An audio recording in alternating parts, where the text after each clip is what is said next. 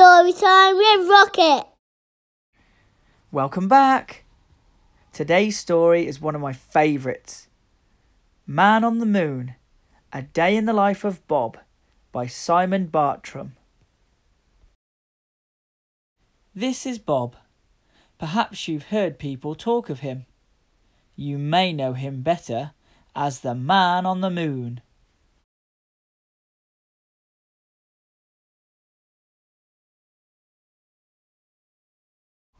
This is where Bob lives.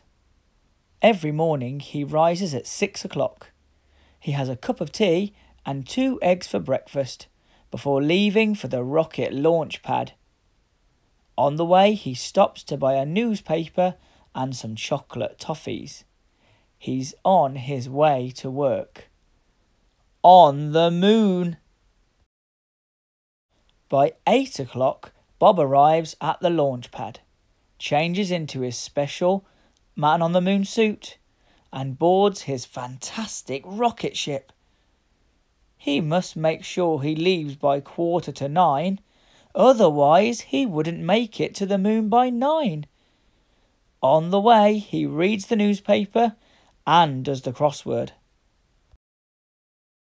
Bob starts work. His job as Man on the Moon is very important.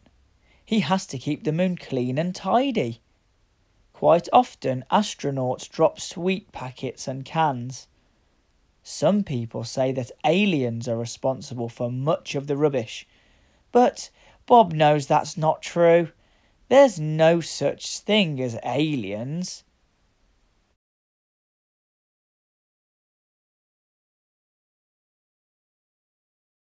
By 12:30, it's time to eat. Bob goes to his rocket ship to fetch his lunchbox. This usually contains 2 sandwiches, either cheese or peanut butter, an apple and some chocolate-covered nuts. Sometimes he meets his friends for a picnic. His 2 best friends are Billy, the man on Mars, and Sam, the man on Saturn. They talk about the stars and tell jokes. After lunch, tourist spaceships start arriving from Earth. It is part of Bob's job to entertain them and give them something to photograph. So he does somersaults, handstands, and especially high moon jumps. Sometimes he performs for as long as 2 hours and is left quite out of puff.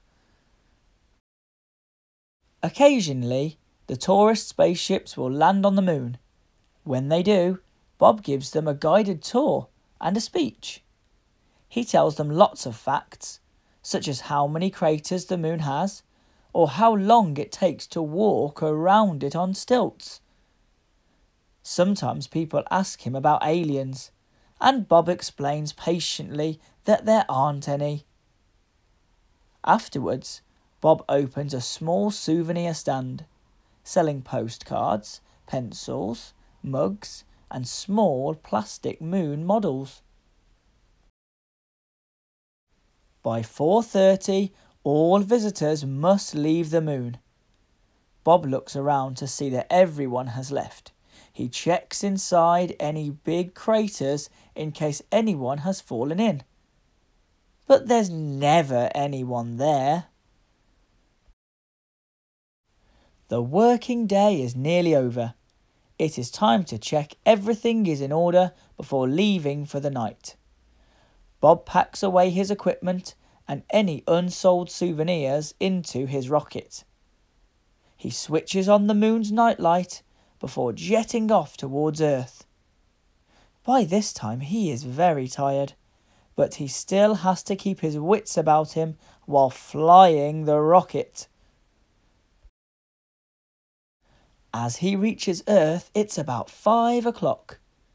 The rush hour traffic is in full swing, with everyone leaving work and going home, just like Bob.